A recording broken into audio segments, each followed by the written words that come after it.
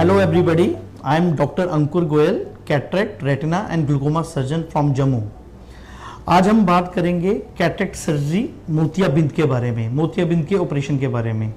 आजकल हम मोतियाबिंद का ऑपरेशन कोल्ड फेको की टेक्निक के द्वारा करते हैं, जिसमें आपका नेचुरल आई लेंस को हम रिप्लेस करते हैं एक आर्टिफिशियल लेंस से। ये ऑपरेशन बहुत ही आधुनिक, बहुत ही एडवांस्ड है, जिसमें किसी तरह का कोई हम इंजेक्शन, पट्टी, चीरा, टीका, जख्म, दर्द कुछ नहीं करते हैं।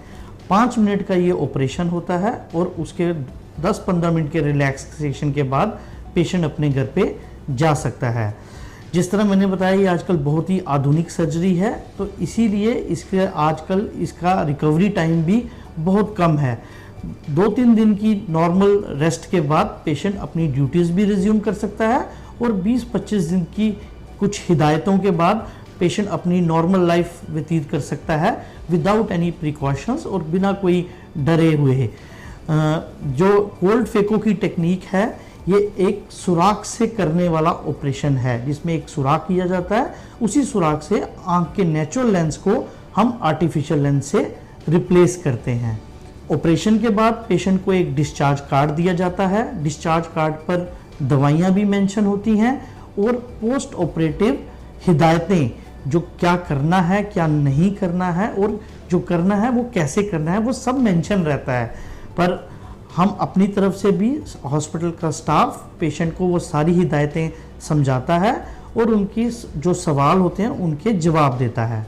पर फिर भी कुछ ऐसे सवाल होते हैं जो पेशेंट पूछना भूल जाता है या उसे घर जाके याद आते हैं। इसी वजह से हमने ये वीडियो बनाया है, ताकि हम उन सारे सवालों का जवाब इस वीडियो के द्वारा दे सकें, ताकि पेशेंट को सारी इंफॉर्मेशन मिल सके। हम यूजली पेशेंट को बोलते हैं घर जाके अपना डिस्चार्ज कार्ड अच्छे से पढ़ें और उसमें जो हिदायतें लिखी हैं उसको फॉलो करें।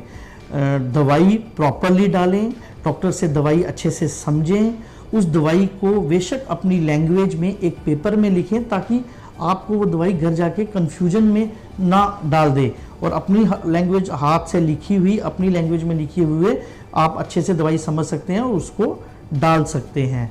जब दवाई डालते हैं तो सबसे पहले अपना हाथ धोएं, या आपका कोई रिलेटिव जब दवाई डालता है हाथ धोए, सैनिटाइज़र लगाए और ड्रॉप को खोल के आँख की पलक को नीचे करके एक पॉकेट बना के ड्रॉप को उसके अंदर डालें।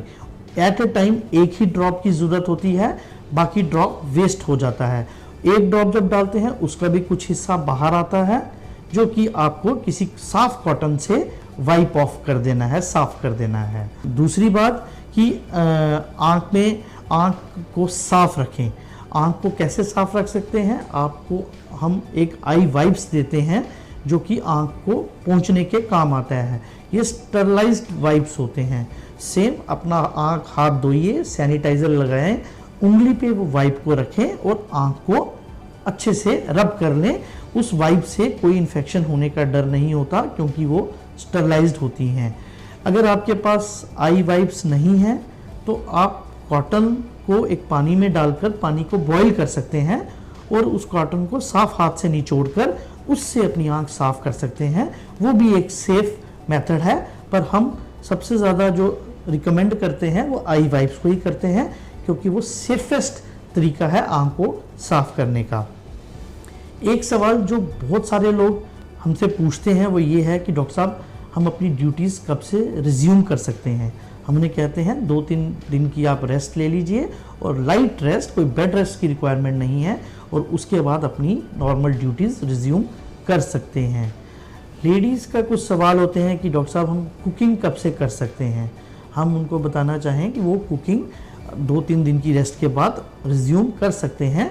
सिर्फ हमें एक ही प्रिकॉशन होता है कि किसी तरह की कोई धुआं, कोई फ्यूम या कोई छींटें आँख में नहीं डलनी चाहिए। उसके लिए हमने आपको एक प्रोटेक्शन ग्लासेस दिए होते हैं, ट्रांसपेरेंट प्रोटेक्शन ग्लासेस, जो कि किसी भी तरह का डस्ट, किसी तरह का पानी, किसी तरह का धुआं आँख में जाने से रोकते हैं। और जो प्रोटेक्शन ग्लासेस हैं, हम रिकमेंड करते हैं रोज़ सुबह उसे साबुन से साफ़ करें, अच्छे से साफ़ करके फिर उसको पहनें। ये नहीं कि रात को जो खोले हैं वैसे के वैसे ही पहन लें। और बहुत लोगों के सवाल होते हैं कि डॉक्टर साहब हम टीवी देख सकते हैं कि नहीं देख सकते, मोबाइल देख सकते हैं कि नहीं देख सकते। हम उनको बताना चाहेंगे कि किसी तरह का ऐसा कोई रिस्ट्रिक्शन नहीं है।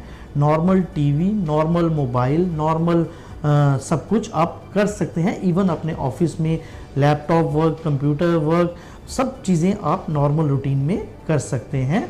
उसमें किसी तरह की कोई रिस्ट्रिक्शन नहीं है। खाने पीने में हमारी कोई रिस्ट्रिक्शन नहीं है। पुराने बहुत सारी चीज़ों के एक वो ख्यालात बने हुए हैं कि नहीं सफ़ेद चीज़ें नहीं लेनी, घी नहीं लेना, वो नहीं लेना, ऐसी कोई रिस्ट्रिक्शन हमारी तरफ से नहीं होती। खाने का आप सारी चीज़ें फॉलो कर सकते हैं। सिर्फ अगर कोई पेशेंट शुगर का या बीपी का मरीज़ है तो उसे वो शुगर बीपी की जो हिदायतें हैं वो फॉलो करता है, वो करते रहना है।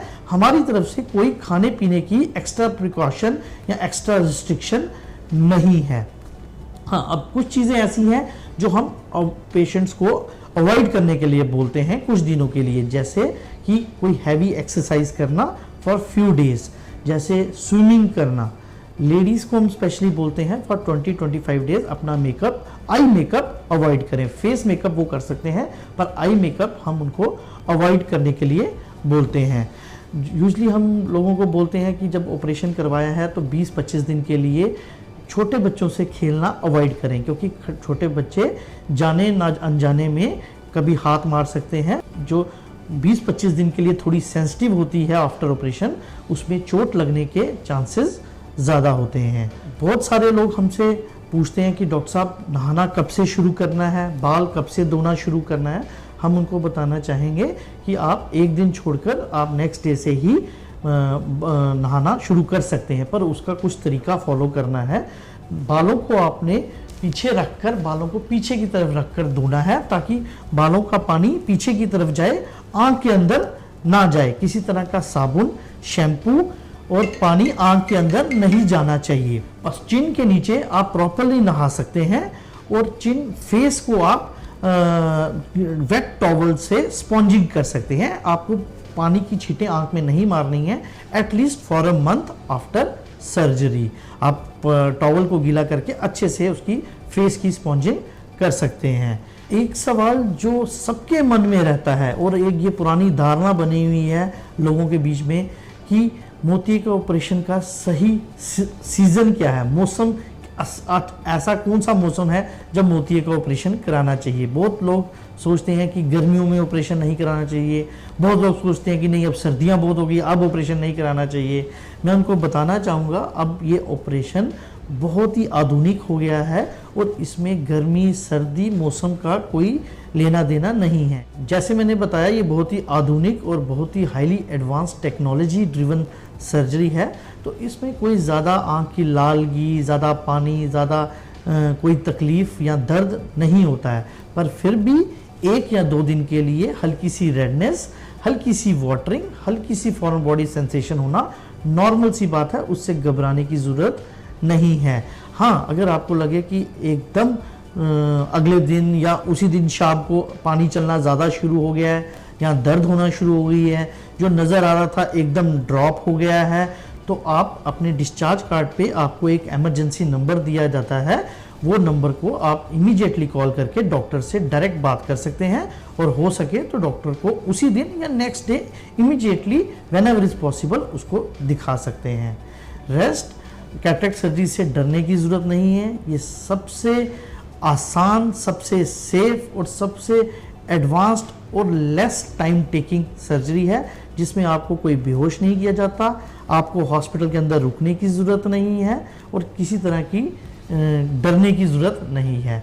So have a safe surgery and a safe I and a healthy eyes. Thank you.